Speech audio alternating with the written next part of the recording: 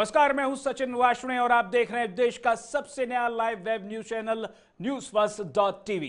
खबरों का सफर शुरू करने से पहले एक नजर अब तक की खास खबरों पर।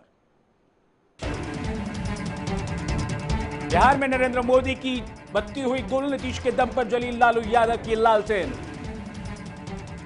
अपनी गलतियों का ठीकरा कांग्रेस पर फोड़ रही है बीजेपी। जेटली ने कहा, महंगाई के लिए मनमोहन सिंह जिम्मेदार। कोल ब्लॉक आवंटन पर सुप्रीम कोर्ट का ऐतिहासिक फैसला, कहा 93 के बाद के सभी आवंटन हैं गैर कानूनी। मोदी और राजनाथ सिंह से मिली शीला दीक्षित, कहा नहीं दूंगी राज्यपाल के पद से इस्तीफा। और पड़ोसियों से मारपीट के आरोप में गिरफ्तार हुए क्रिकेटर युवराज सिंह के पिता योगराज सिंह। बुलेटिन की शुरुआत इस समय की सबसे बड़ी खबर से। 4 राज्यों में विधानसभा की 18 सीटों पर हुए उपचुनाव के नतीजों से बीजेपी के लिए बुरे दिनों की शुरुआत हो गई है। बिहार में लालू यादव ने नीतीश कुमार और कांग्रेस के साथ मिलकर नरेंद्र मोदी को चारों खाने चित्त कर दिया है। जीत से लबरेज नेताओं ने दावा किया है कि महागठबंधन के इस फॉर्मूले को वो केंद्र में भी लागू करेंगे। 18 विधानसभा सीटों के लिए उपचुनाव ने बीजेपी को झकझोर कर रख दिया है।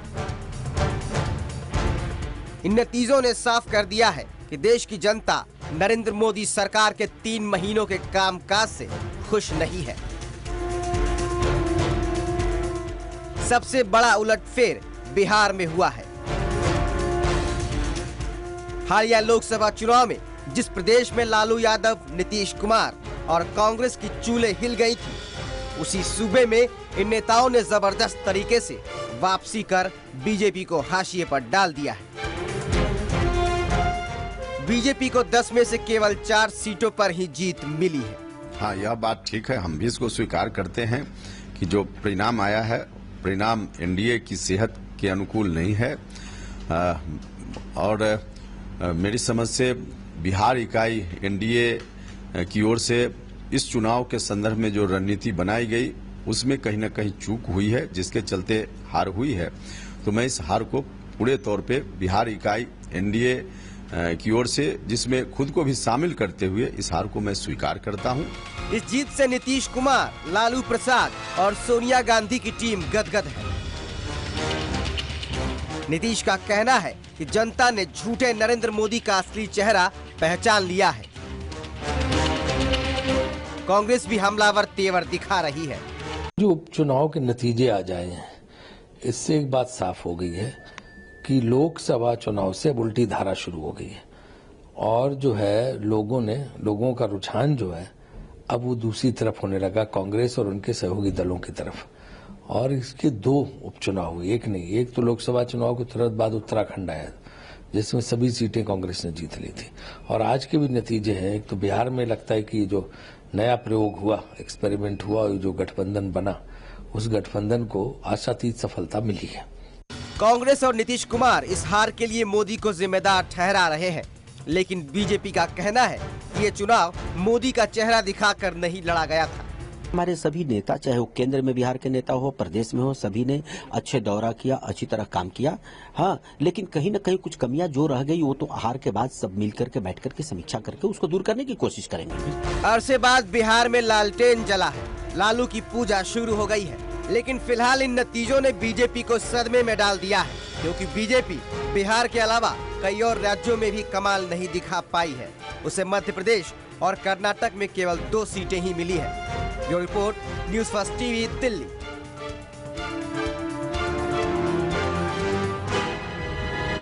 और उधर पंजाब में कांग्रेस और अकाली दल की झोली में एक सीट आई है, जबकि कर्नाटक में बेल्लारी सीट पर कांग्रेस को जीत मिली है।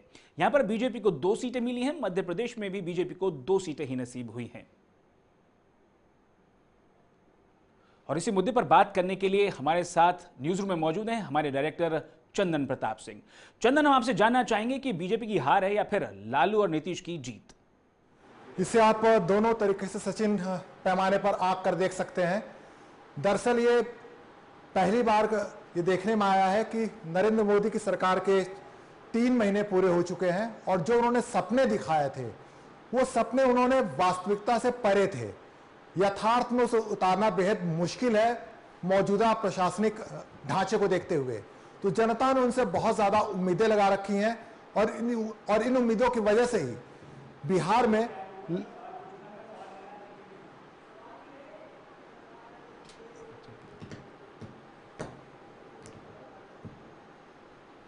चंदन, सरकार बने अभी 3 महीने ही हुए हैं, फिर नरेंद्र मोदी का ग्राफ आखिर गिर क्यों रहा है? चंदन, हम आपसे जानना चाहेंगे कि सरकार बने अभी 3 महीने ही हुए हैं, फिर आखिर नरेंद्र मोदी का ग्राफ इतना गिर क्यों रहा है? दरअसल नरेंद्र मोदी ने इस देश की जनता को बहुत बड़े सपने दिखाए थे और सपने हकीकत में बदलना इतना आसान नहीं है, क्योंकि भारत में जो प्रशासनिक ढांचा है वो बहुत अजीब सिस्टम का है। वो अंग्रेजी व्यवस्था का एक परंपरागत तरीके से चला जा रहा है। तो आपने दिखाया कि रातों रात हम सब कुछ बदल देंगे, वो संभव नहीं है। दूसरी तरफ मोदी की सरकार में आते ही महंगाई बहुत तेजी से बढ़ी है, जनता इससे और नाराज हुई। इस मौके का फायदा उठाया लालू ने, कांग्रेस और नीतीश कुमार से हाथ मिलाया और मिलकर बिहार में कर दिया एक बड़ा खेल। जाहिर है मोदी के लिए सदमे वाली बात है। चंदन, हम ये जानना चाहते हैं कि अगर आपसे पूछा जाए कि देश की राजनीति पर इस जनादेश का क्या असर होगा? इस जनादेश का व्यापक असर केंद्र की राजनीति में पड़ने वाला है, क्योंकि जिस तरह से मोदी अपनी इमेज बिल्डिंग कर रहे थे, अब वो उनके लिए खतरनाक होने वाला है। विपक्ष अब खुलकर आरोप लगाएगा कि मोदी जो अपना ग्राफ बताते थे कि हम कश्मीर से लेकर कन्याकुमारी तक लोकप्रिय हैं, लेकिन ये जो उनका दावा है अब जाके झूठ साबित होने लगा है। अरे इसको दोबारा कर लो यार। तो कहीं ना कहीं ये कहना गलत साबित नहीं होगा कि नीतीश और लालू और कांग्रेस का जो गठबंधन है वो कहीं ना कहीं भारतीय जनता पार्टी की जो मोदी लहर है उस पर भारी पड़ा है। अच्छे दिन आने का नारा देकर सरकार बनाने के बाद अब बीजेपी नेता महंगाई का ठीकरा पिछली सरकार के मत्थे फोड़ने में लगी है। वित्त मंत्री अरुण जेटली ने एक सेमिनार में बढ़ती हुई महंगाई के लिए मनमोहन सिंह सरकार को जिम्मेदार ठहराया है। आईसीआईसीआई नेशनल अवार्ड में जेटली ने दावा किया कि उनकी सरकार बेहतर शासन के साथ देश को तरक्की के रास्ते पर ले जा रही है। शासन का मंत्र जनता से लेकर सरकारों तक को भाता है। सुशासन के मंत्र की तासीर थी कि सबको चारों खाने चित कर मोदी ने सरकार बनाई, मगर 3 महीने बाद भी मोदी सरकार महंगाई का जवाब नहीं तलाश पाई है। इसलिए मोदी सरकार के सिपहसालार सुशासन को नए सिरे से परिभाषित करने में जुटे हैं। कोलकाता के एक कार्यक्रम में वित्त मंत्री ने कहा कि पिछले 2-3 साल से देश की आर्थिक बदहाली ने गंभीर रूप ले लिया है, जिसे बेहतर प्रशासन के जरिए ही पटरी पर लाया जा सकता है। उनका कहना है कि बेहतर प्रशासन के मामले में दुनिया से हमें काफी कुछ सीखने की जरूरत है। Governance is one area where we have to learn a lot from the international best practices. It could be political governance. At times I used to wonder that if you could grow well with very moderate levels of governance, with a high quality of governance, perhaps this country would have reached much greater heights. सुशासन के वायदे के साथ सरकार में आई मोदी सरकार के आकलन के लिए फिलहाल कुछ और वक्त चाहिए, लेकिन सवाल यही उठता है कि मोदी सरकार अपने वायदे को हकीकत में उतार भी पाएगी या नहीं, क्योंकि महंगाई से लेकर दूसरे सवाल जब तक बने रहेंगे, सुशासन का हर दावा अधूरा रहेगा। Bureau report, newsfirst.tv, Kolkata.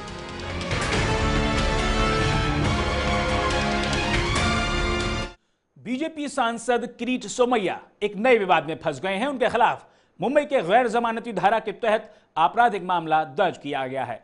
किरीट पर पुलिस के काम में दखल देने और पुलिस कर्मियों के साथ बदसलूकी करने का मामला दर्ज किया गया है। दरअसल लोकसभा चुनाव के दौरान किरीट सोमैया के निजी सहायक परीक्षित धूमे और कई बीजेपी कार्यकर्ताओं के खिलाफ एनसीपी के कार्यकर्ताओं के साथ मारपीट करने का मामला दर्ज हुआ था। उसी केस के सिलसिले में परीक्षित धूमे को नवघर पुलिस थाने में तलब किया गया था। इसी बात से तिलमिलाए बीजेपी सांसद किरीट सोमैया अपने निजी सहायक को बचाने के लिए खुद थाने पहुंच गए। आरोपी की थाने पहुंचकर किरीट ने पुलिस के काम में बाधा डालने की कोशिश की और एक पुलिसकर्मी के साथ मारपीट कर अपने निजी सहायक को साथ लेकर चले गए। किरीट पर आईपीएस की गैर जमानती धारा 332, 353 और 506 के तहत मामला दर्ज किया गया है। हालांकि इस मामूली घटना को बताकर सरकार कुछ भी बोलने से कतरा रही है।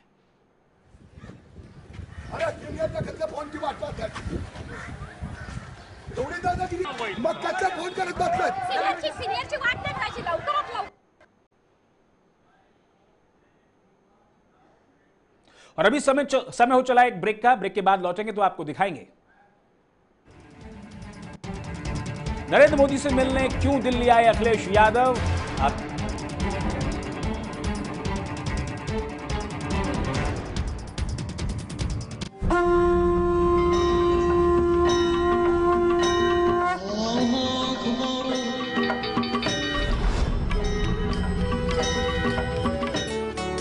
जैसे तिल में तेल है, ज्यों चकमक में आग, तेरा साईं तुझ में है, जाग सके तो जाग। देख ले ऐ मालिक तेरे बंदे हम, रोजाना सुबह 7 बजे सिर्फ NewsFirst.tv पर। पिगी चौप और परिणीति चोपड़ा में टकरार। सलमान ने किया आमिर खान पर वार। रणबीर कपूर और दीपिका पादुकोण में क्या हो गया है प्यार? रोहित शेट्टी को क्यों है केवल अजय देवगन पर एतबार? देखिए लाइट कैमरा एक्शन रोज शाम 4:30 बजे सिर्फ NewsFirst.tv पर। टीवी बीवी और वो टीवी सीरियल्स की लेटेस्ट खबरें, birthdays, parties, gossips, interviews.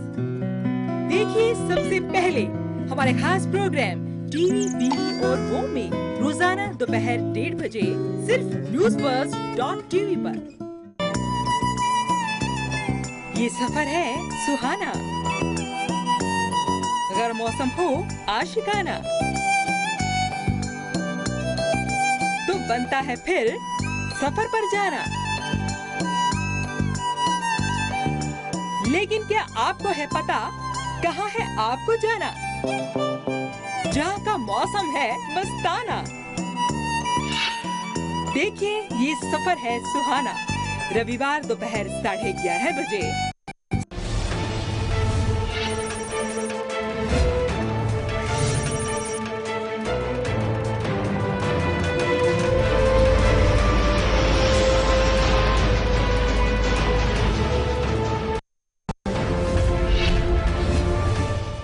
Break के बाद आपका स्वागत है। आप देख रहे हैं NewsFirst.tv। कोल ब्लॉक आवंटन मामले में सुप्रीम कोर्ट ने आज एक बड़ा फैसला सुनाया है। कोर्ट ने कहा है कि साल 1993 के बाद के सभी आवंटन गैर कानूनी हैं। कोर्ट ने अपने फैसले में कहा कि आवंटन की प्रक्रिया में पारदर्शिता नहीं बरती गई और नियमों को ताक पर रखा गया। हालांकि कोर्ट ने 218 आवंटनों को रद्द करने को लेकर अभी कोई आदेश नहीं दिया है। चीफ जस्टिस RM लोढ़ा की बेंच ने कहा कि सभी आवंटनों में मनमानी की गई। गौरतलब है कि सुप्रीम कोर्ट की बेंच 194 कोल ब्लॉक आवंटन में अनियमितता की सुनवाई कर रही थी। ये कोल ब्लॉक झारखंड, छत्तीसगढ़, महाराष्ट्र, पश्चिम बंगाल, ओडिशा और मध्य प्रदेश में निजी कंपनियों और पार्टियों को 2004 से 2011 के बीच आवंटित किए गए थे।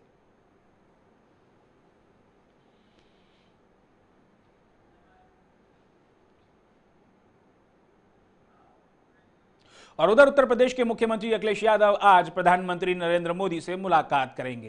यह मुलाकात प्रधानमंत्री के सरकारी निवास पर होगी। माना जा रहा है कि उत्तर प्रदेश में कानून व्यवस्था को लेकर दोनों नेताओं के बीच चर्चा होगी।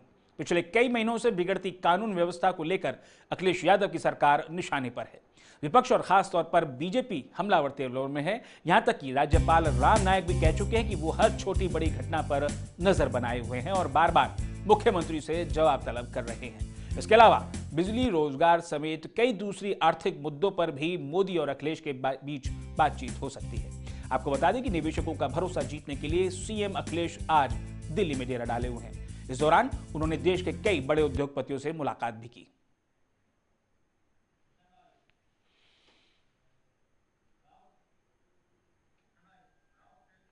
इस्तीफे के कयासों के बीच केरल की राज्यपाल शीला दीक्षित ने आज राष्ट्रपति प्रणब मुखर्जी, प्रधानमंत्री नरेंद्र मोदी और केंद्रीय गृह मंत्री राजनाथ सिंह से भी मुलाकात की।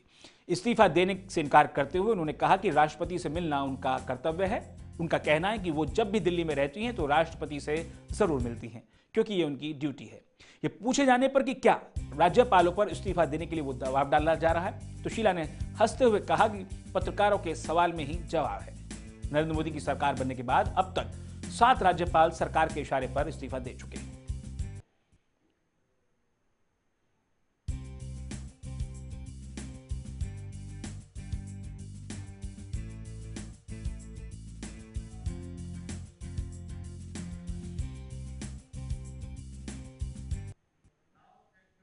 और उधर महाराष्ट्र के राज्यपाल के शंकर नारायणन ने इस्तीफा दे दिया है। महाराष्ट्र से मिजोरम भेजे जाने के आदेश के बाद वो नाराज थे। हालांकि उनका कार्यकाल 3 साल बाद खत्म होने वाला था।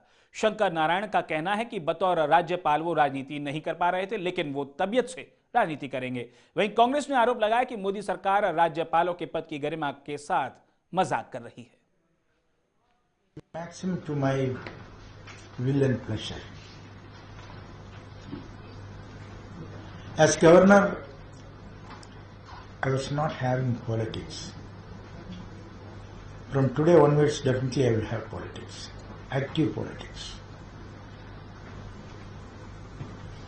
As governor, I never played any politics right from Nagaland to Maharashtra. I am transferred to Mizoram as governor of Mizoram. It is not possible for me to go now to Mizoram. No other reason. From tomorrow onwards I am a free citizen. और अब बात पाकिस्तान की गोलाबारी की। कश्मीर में पाकिस्तानी सेना लगातार गोलीबारी कर रही है। सोमवार को पाकिस्तानी रेंजर्स ने बीएसएफ की 40 चौकियों और 24 गांव वालों को निशाना बनाया। इस गोलीबारी में कई सैनिकों और नागरिकों की मौत हो गई। इस हमले को लेकर कश्मीर विधानसभा में भी हंगामा हुआ। इस बीच केंद्र सरकार ने कहा है कि पाकिस्तान को मुंह तोड़ जवाब दिया जाएगा।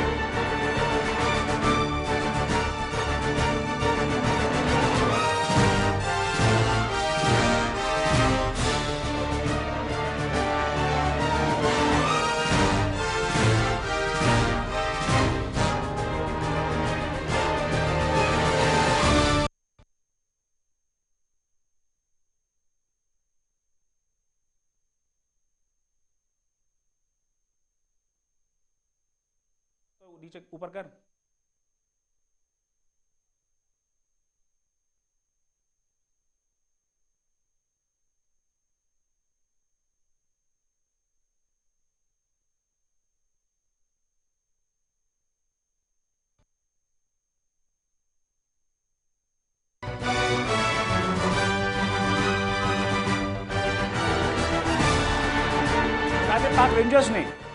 आपको बता दें पाक रेंजर्स ने बीएसएफ की 40 चौकियों और 24 गांव वालों को निशाना बनाया। इस गोलीबारी में कई सैनिक और नागरिकों की मौत हुई है। इस हमले को लेकर कश्मीर विधानसभा में भी हंगामा हुआ। इस बीच केंद्र सरकार ने कहा है कि पाकिस्तान को मुंह तोड़ जवाब दिया जाएगा और इसी कार्रवाई के चलते बीएसएफ ने पाक सेना पर जवाबी कार्रवाई शुरू कर दी है और जितने तमाम घटनाएं हैं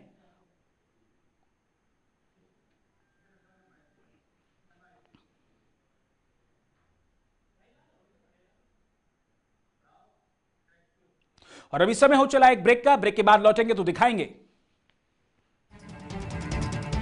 नहीं रहे ऑस्कर जीतने वाली फिल्म गांधी बनाने वाले रिचर्ड एटनबरो। आप देखते रहिए news first top TV.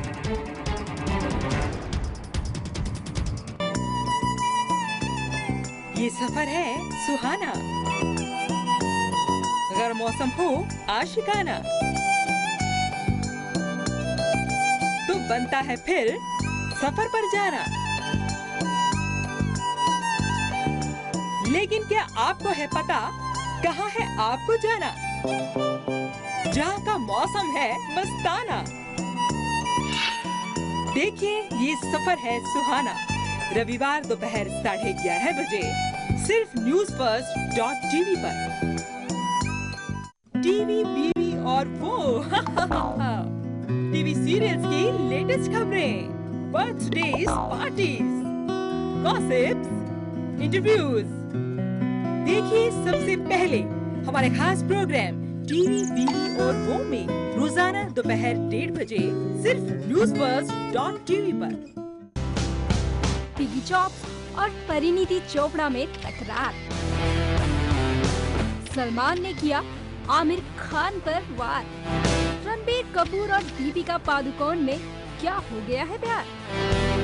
Rohit Shetty को क्यों है केवल अजय देवगन पर एतबार? देखिए लाइट कैमरा एक्शन रोज शाम 4:30 बजे सिर्फ newsfirst.tv पर।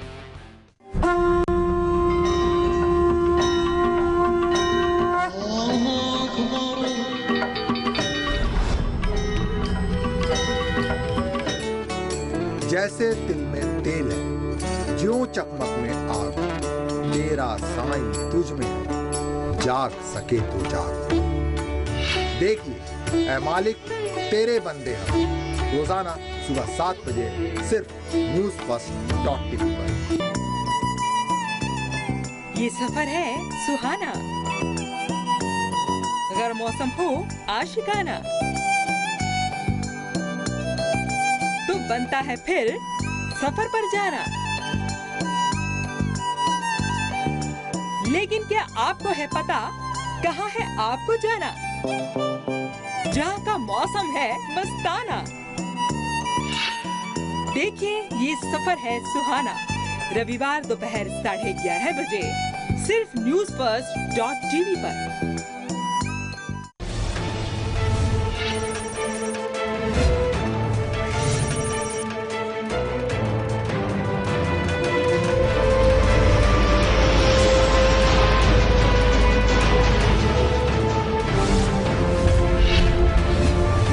ब्रेक के बाद आपका स्वागत है। आप देख रहे हैं newsfirst.tv।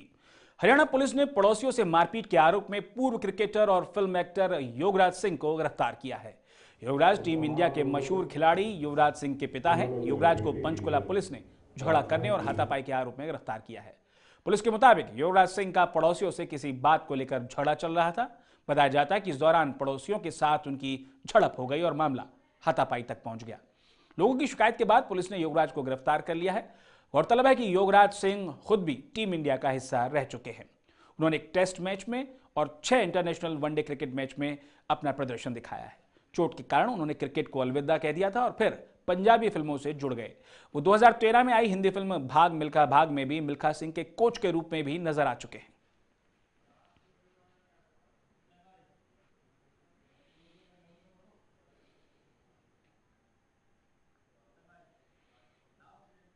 और उधर दिल्ली के कनॉट प्लेस में रामा हाउस बिल्डिंग में सुबह आग लग गई।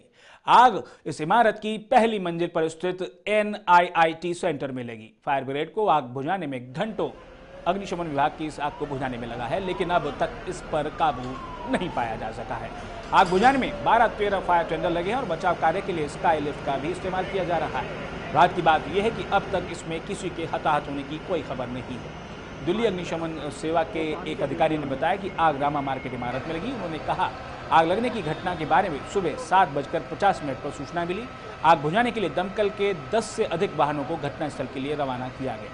आग लगने के कारणों का अब तक पता नहीं चल सका है। पुलिस ने भी मौके पर पहुंचकर हालात का जायजा लिया। पुलिस आग के कारणों की तलाश में जुट गई है।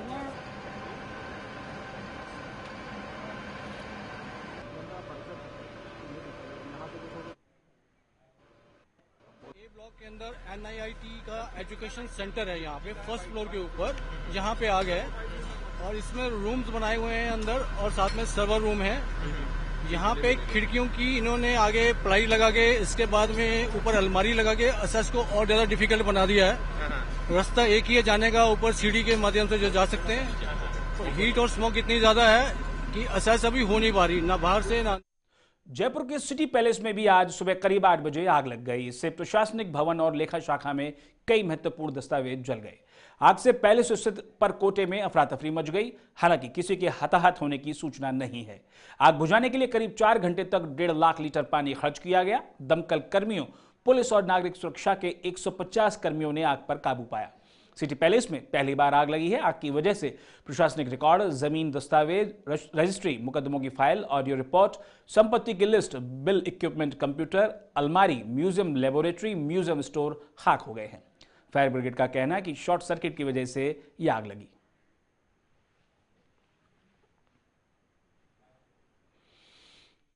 But certainly to the items and collection artifacts that were there, they have been damaged, and large number of documents have been damaged in those.